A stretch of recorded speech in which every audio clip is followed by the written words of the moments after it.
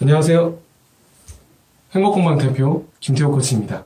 오늘은 제가 코칭을 배우고 해오면서 굉장히 저한테 도움이 됐던 어떤 패러다임을 좀 나눠보려고 합니다. 변화하고 싶은 분들, 성공하고 싶은 분들, 실패를 이겨내고 싶은 분들이 꼭 가져야 하는 마인드. 끝까지 봐주세요.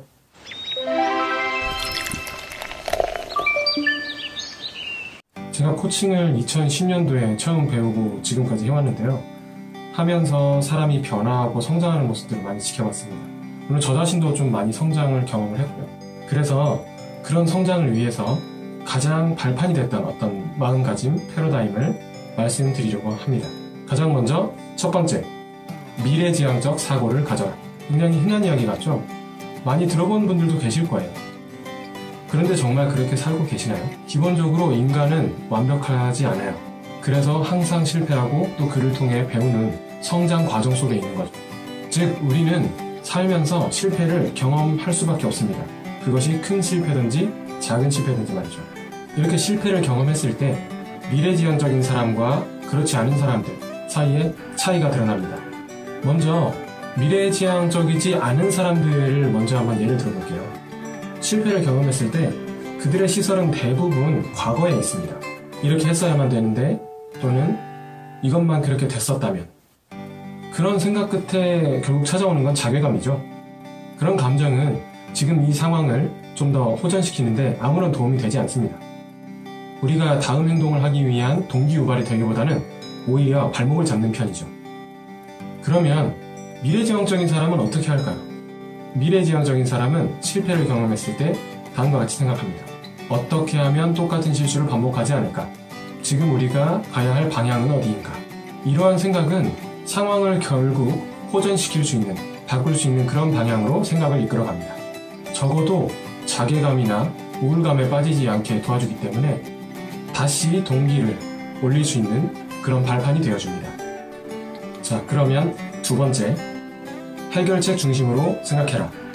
자, 미래지향적인 사고를 가졌다면 다음은 해결책을 찾아야겠죠. 그런데 대부분의 사람들이 문제를 만나거나 실패를 했을 때 가장 자주 하는 것이 있습니다. 바로 책임을 묻는 것이죠. 이것 때문이야. 또는 저것 때문이야. 아니면 너 때문에 그래. 그때 이것만 좀 그런 식으로 됐었다면. 사람을 탓하거나 또는 환경을 탓하게 됩니다. 모든 사람은 감정이 있기 때문에 당연히 그럴 수 있습니다. 다만 계속 그 상태에 머물러서는 안 됩니다. 문제는 해결하지 않고 책임만 묻는 그런 생각을 해서는 상황이 절대 나아지지 않기 때문이죠.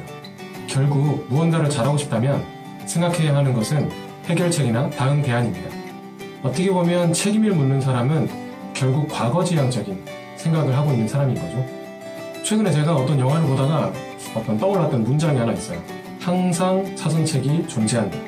그러니까 이 실패한 상황에서 내가 행동을 바꾸지 않으면 결국 그 실패는 끝까지 내 발목을 잡고 결국 나를 방해하게 될 것입니다.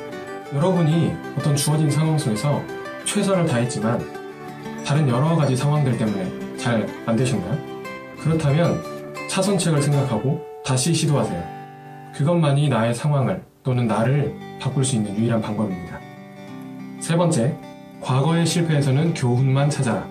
앞서 얘기했듯이 우리는 실패를 경험할 수밖에 없습니다. 앞에 두 가지 이야기는 조금 지금 경험하고 있는 실패 상태에 초점이 맞춰져 있는 경향인데요. 지금 말씀드릴 이야기는 과거에 내가 경험했던 실패, 이거에 초점이 맞춰진 이야기입니다. 우리가 무언가 시도해야 하는데 하지 못하고 계속 머뭇거리고 있을 때 가장 많이 작용하는 건 뭘까요? 저는 그것을 두려움으로 보고 있습니다. 완벽하지 못할 것에 대한 두려움, 주변 사람의 시선에 대한 두려움, 성공하지 못한 것에 대한 두려움, 결국 실패에 대한 두려움입니다. 물론 모든 경우에 하지 못하는 이유가 두려움이 되는 것은 아닙니다. 다만 두려움이 가장 흔한 이유라고 생각합니다. 그럼 우리는 이 과거에 대해서 한번 다시 생각을 해봐야 됩니다. 과거, 기억이라는 것은 무엇일까요? 최근에 과학자들이 밝혀낸 것 중에 하나가 기억은 우리 뇌 속에 화학물질로 저장된다는 것입니다. 나의 과거 기억이라는 것은 실존하는 것이 아니라 그냥 내 뇌 속에 있는 화학물질 뿐이라는 이야기입니다.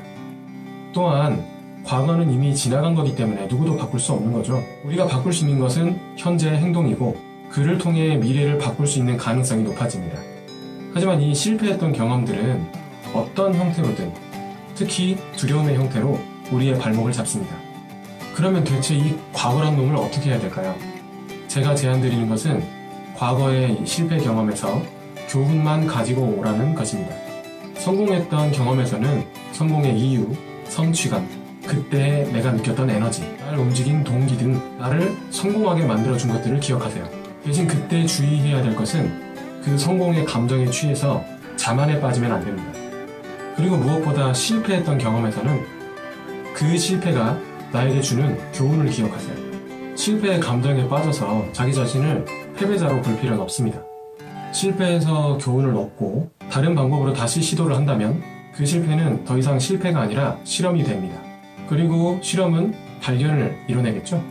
그러한 발견들이 결국 우리가 원하는 곳으로 데려다 줄 겁니다. 자, 네 번째, 자신의 잠재력을 믿어라. 앞서 말씀드린 세 가지를 포함해서 네 가지 중에 가장 중요한 겁니다. 내가 나의 잠재력을 믿지 않는다면 나머지 것들은 다 의미가 없다고 봐도 무방하겠죠. 우리가 뭔가를 이루려고 노력할 때를 한번 생각을 해보죠. 할 수 있다고 믿는 것만 한다고 해서 물론 모든 것이 이루어지지는 않지만 할 수 있다는 믿음마저 없으면 이루어질 가능성은 사실상 제로죠. 자, 오늘은 이렇게 제가 그동안 발견했던 네 가지 마인드를 말씀드렸습니다. 첫 번째, 미래지향적이 되라. 두 번째, 해결책 중심으로 생각해라. 세 번째, 과거의 실패에서는 교훈만 찾아라. 네 번째, 자신의 잠재력을 믿어라. 물론 성공이나 변화를 위해서 이런 것들 말고도 다른 많은 것들도 필요하겠죠. 다만 제가 그동안 코칭을 해오면서 이 네 가지가 가장 근본적인 것이고 핵심이 되는 것이라고 생각이 됩니다. 그럼 제가 말씀드린 것이 도움이 됐다면 구독과 좋아요 부탁드리겠습니다. 감사합니다.